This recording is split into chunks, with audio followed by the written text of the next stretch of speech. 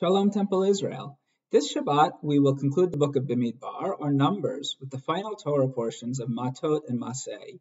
And Maseh, the second portion, is translated as journeys or marches, because it contains in it a list of 40-something locations that the Israelites camped on their way from Egypt to the land of Israel over the course of their 40-year journey. And we learn that the Torah lists each one of these stops because at each one of these locations, something special happened to the Israelites, either something good or something bad, but something that moved them forward, that moved them closer to where they were at that moment, standing on the verge of entering into the Promised Land and building the Jewish homeland in the land of Israel, the land that God had promised to them.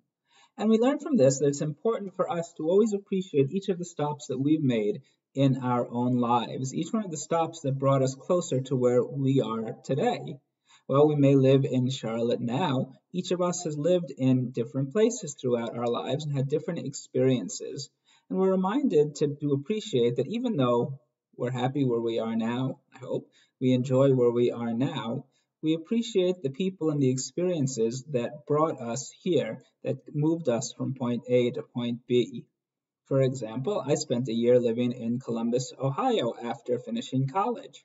I hadn't thought about leaving New York before, but a job in a synagogue was available, and that job, even though it was only lasted for about a year, it was a brief job. That was the job that taught me that I wanted to be a rabbi. I learned that this was a career and a profession that I very much wanted to pursue.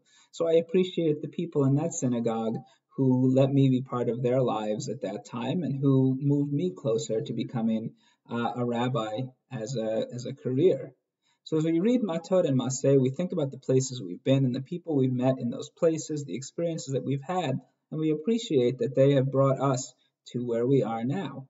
I look forward to seeing you on Shabbat. It's been great to have so many people coming to shul, to temple on Shabbat evening and Shabbat morning. Last Shabbat, I think we had about 100 people on Saturday morning, which was really a wonderful feeling after so many months of having nobody in the room. So I hope you will join us this coming Shabbat.